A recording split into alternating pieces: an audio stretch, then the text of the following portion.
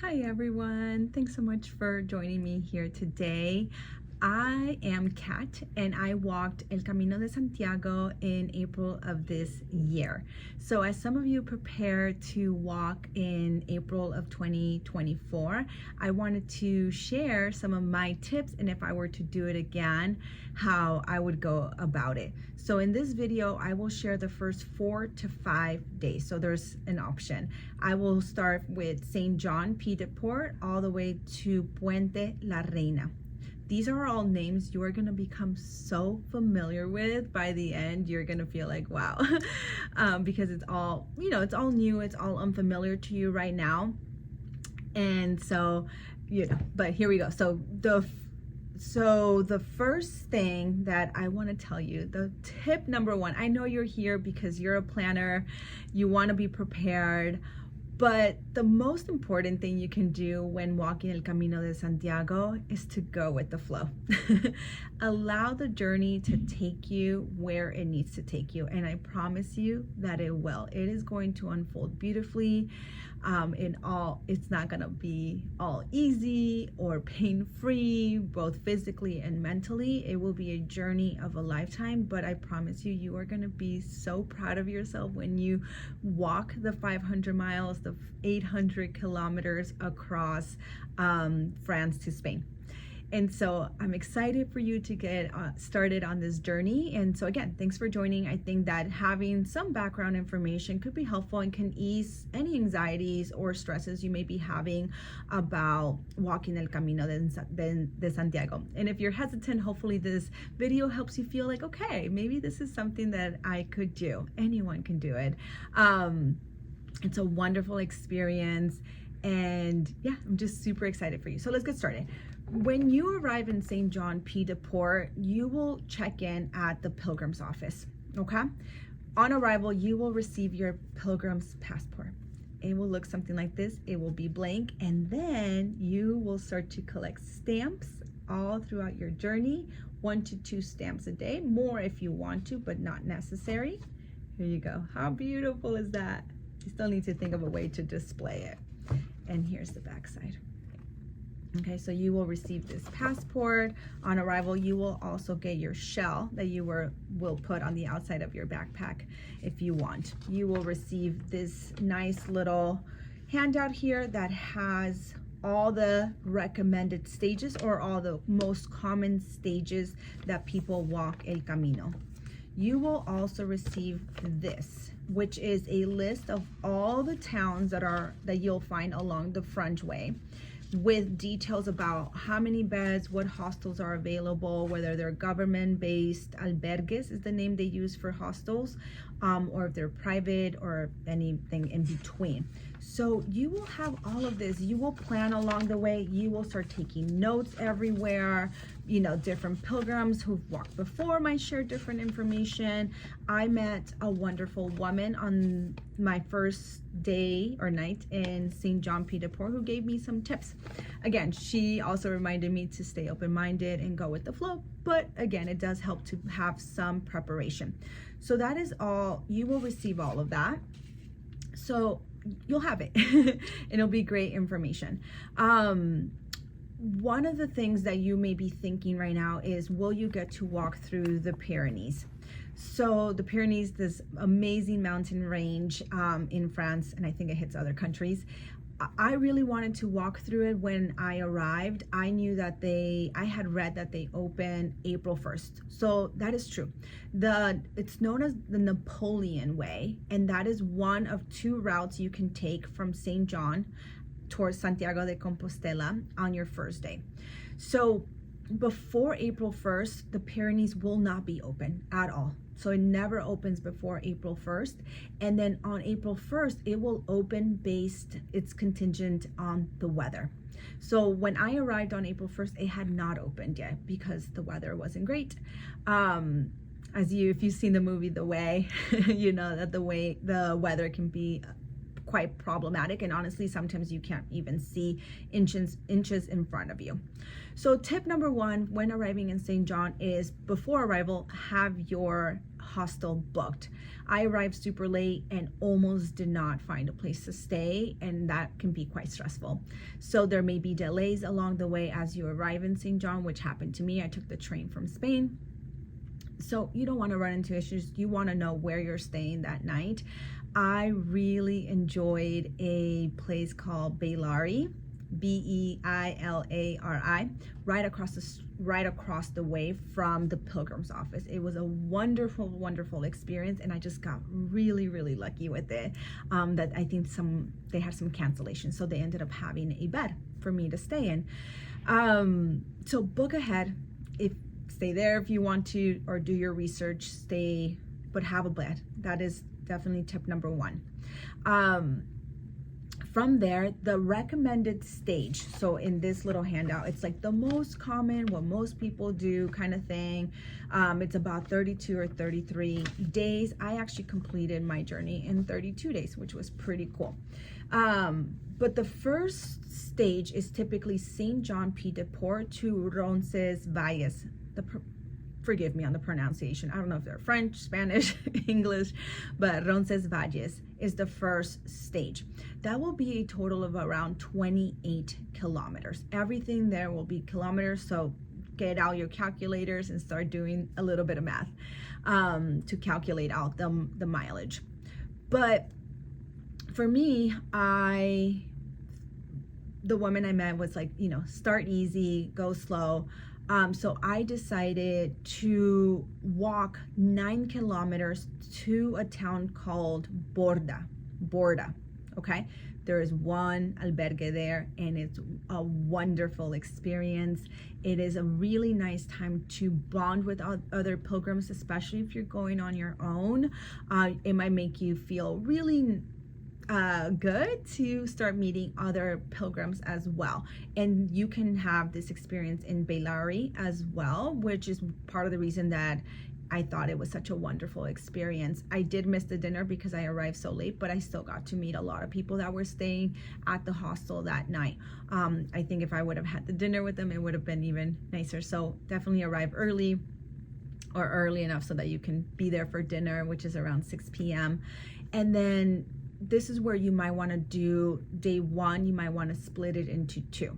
So you might want to do St. John to Borda, or you might want to do St. John all the way to Roncevalles, which is 28 kilometers. If you want to start nice and slow, you can do 9 kilometers and then an additional 17 kilometers the next day. So you would go from Borda to Roncevalles on day 2. Okay.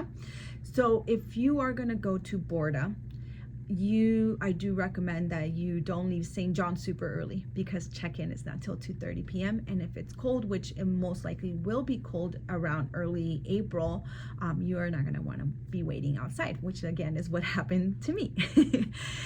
So tip number one I have for you, or one of many tips, is that whenever possible, join the community dinners that are offered at your hostel. Unless you're in a really fun town with lots of dining opportunities, which there will be plenty of that in Pamplona, León, Burgos. These are some of the major towns where it's going to be super fun to go out and explore, have tapas, and just share wonderful meals with other people in other spaces. But if you're in smaller towns where there isn't a lot of dining available, dine with your albergue, because the hosts or the owners, whoever runs the hostels, they know what they're doing and they want you to meet other pilgrims, and it just makes the experience so much better. Even if you're not there to make friends, you're there to clear your head and kind of have your own journey. You're gonna have your own journey, but this makes the experience it just takes it to the next level. So I would highly encourage you to join the community dinners.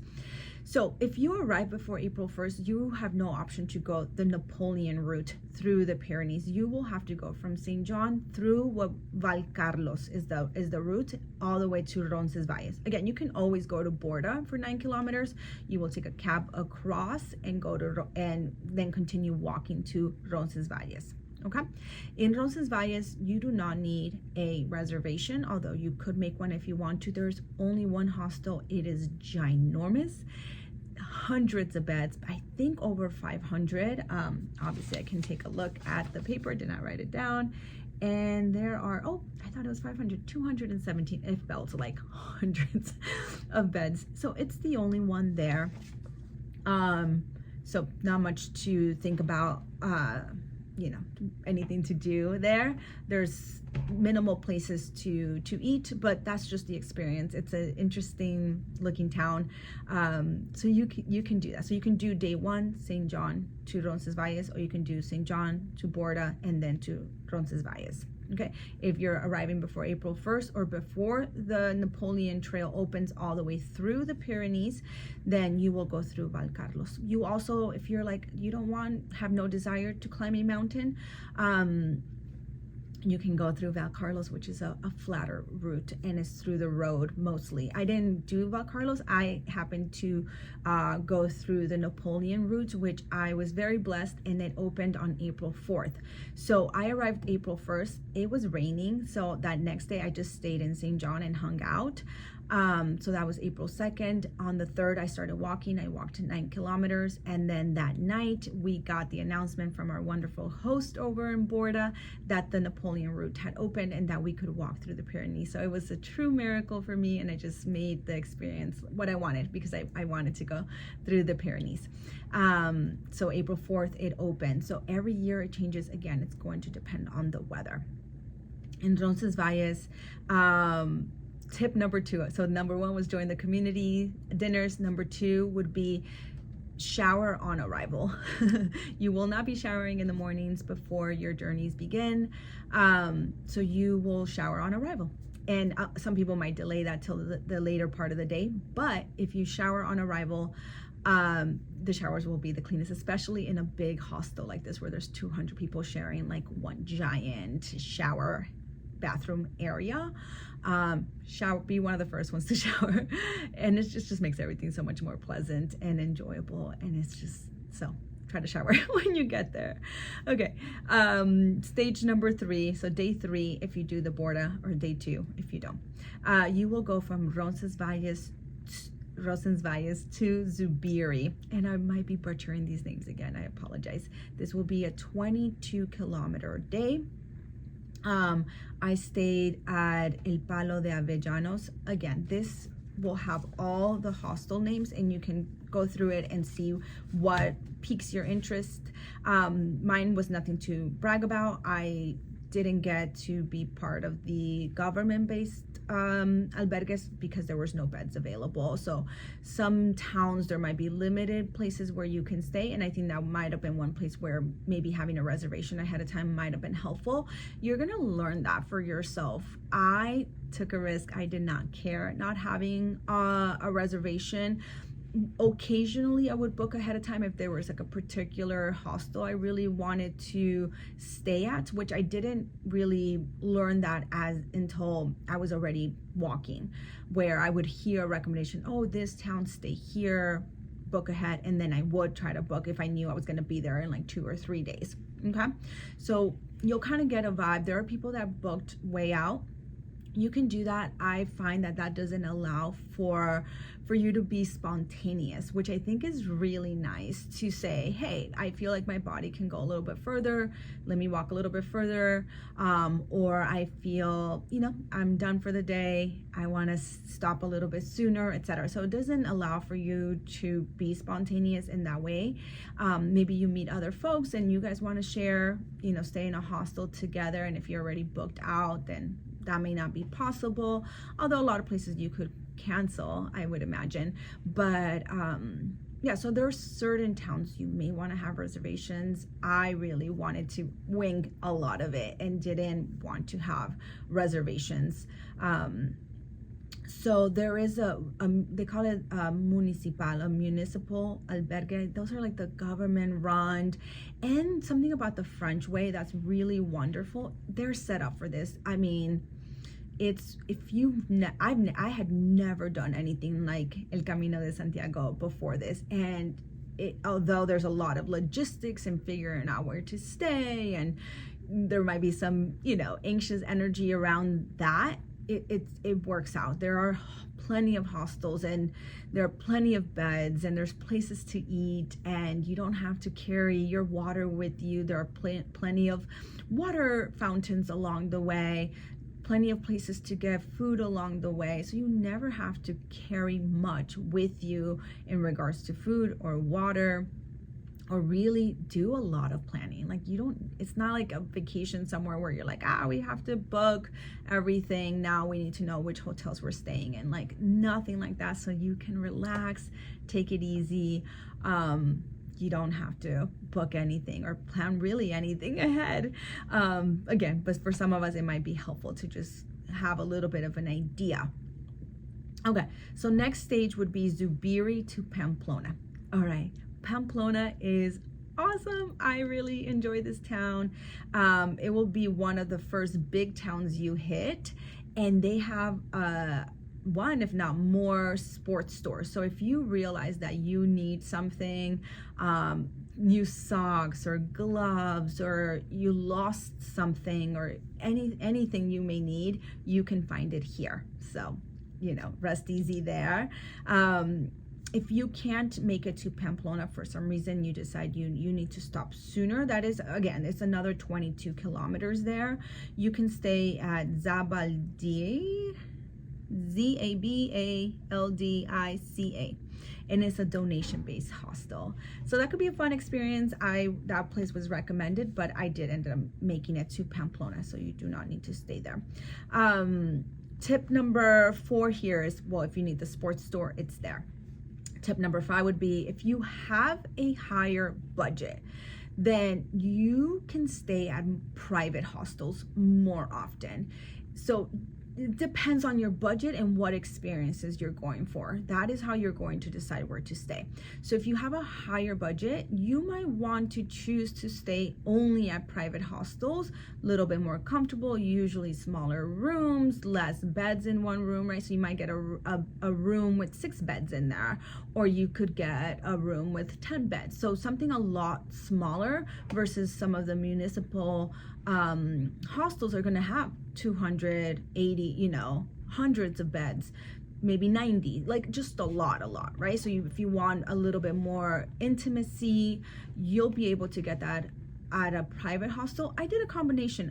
Like I said, I was winging it. So sometimes I stayed at the municipal ones, at the government-based ones, and sometimes I would do private. So it depends truly on what experience. And you're gonna learn this along the way. You might say, I really enjoyed the staying at the large ones with everyone, with all the pilgrims. Or you might say, no, that really doesn't work for me. I'm having a hard time sleeping. I really want to be a little bit more comfortable tonight. And then you might choose a private hostel. Okay, so a woman told me that she always stayed at private because she said, I can afford a private one. I'll leave, make sure that there's beds available for pilgrims who might be on a much tighter budget or really have no budget and who are walking, which you're gonna find people from all over, people who just quit their jobs, people on vacation. I mean, the variety of people you're going to encounter are just endless. So that would be tip number 5. If you have a higher budget, stay in a private one.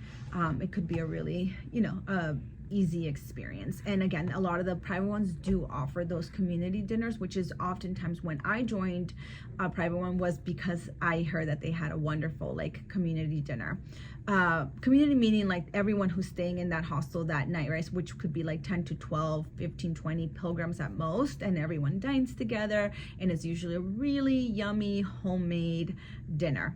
So I really like that. Okay, the last stage for today's video will be, day either 4 or 5 for you.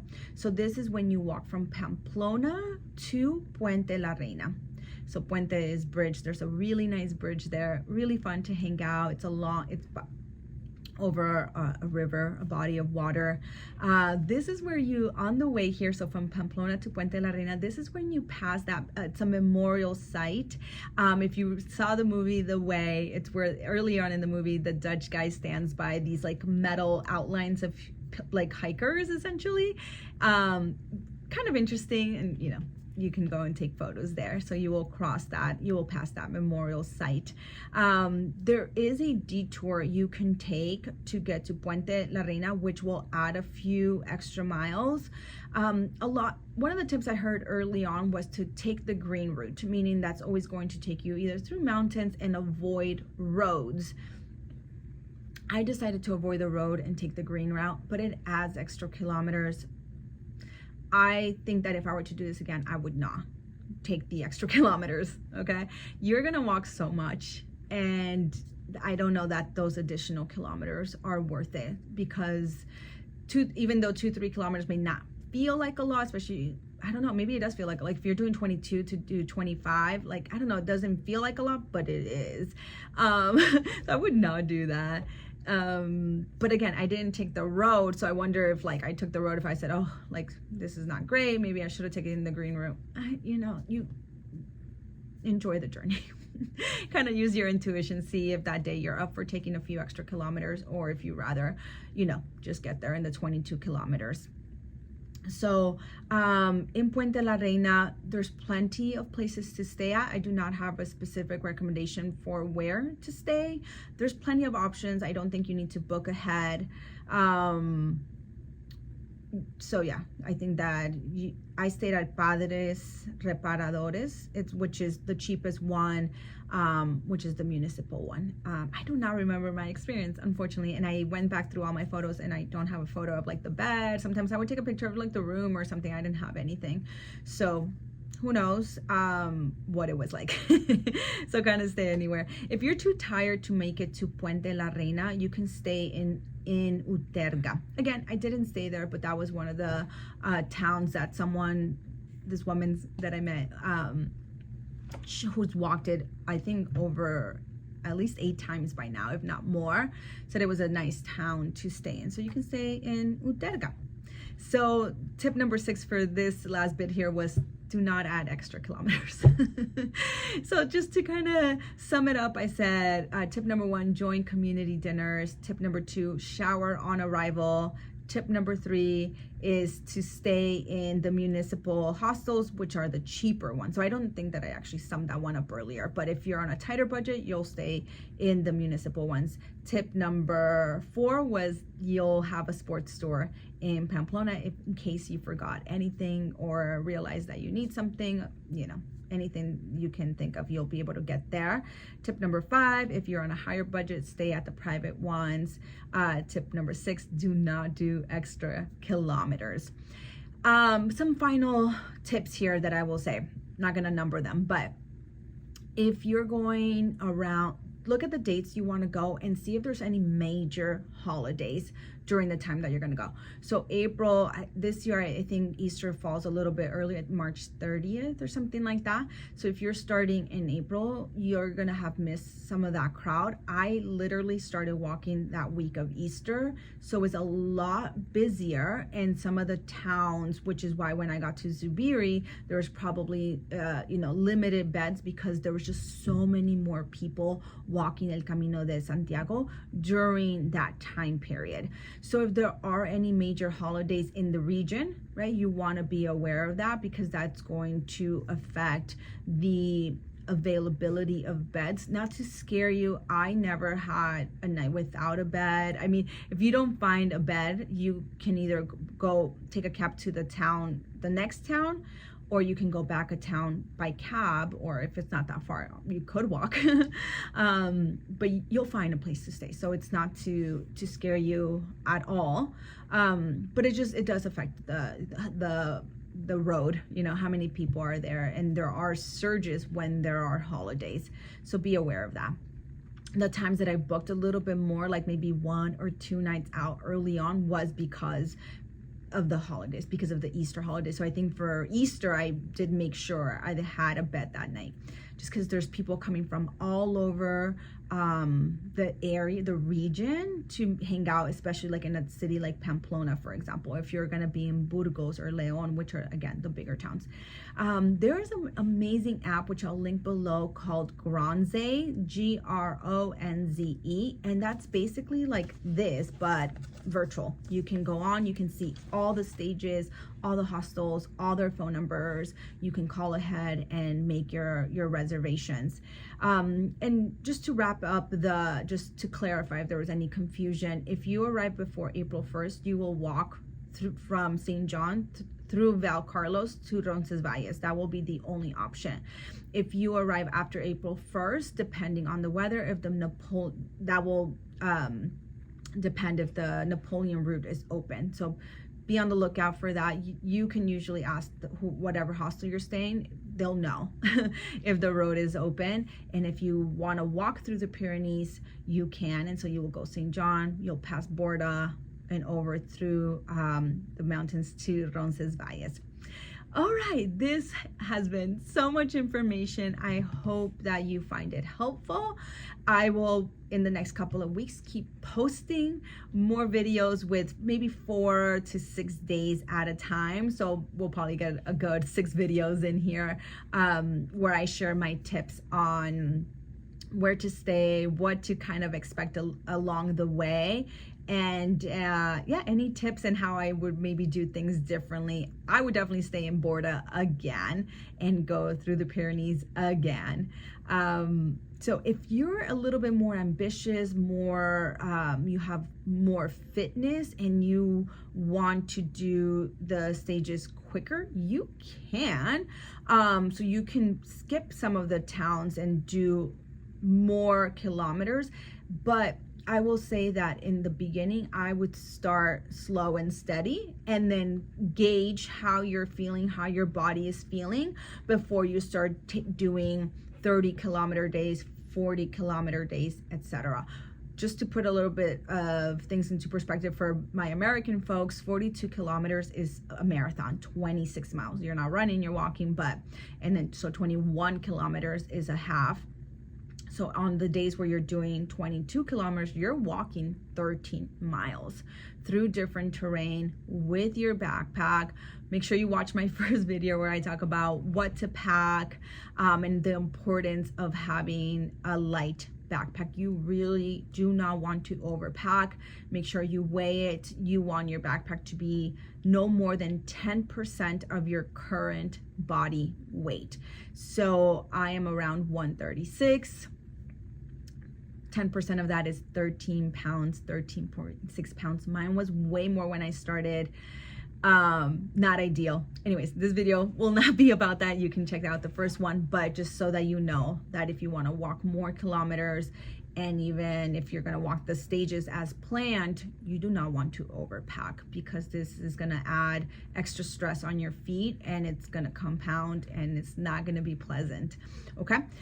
Okay, let me know if you liked the video. Let me know if you want any other tips or suggestions, any other questions you may have about planning your journey through El Camino de Santiago, the French way. So keep me posted, comment below if you found any tips helpful. And again, if you have any questions, also let me know in the comments. Take care, everyone. Bye.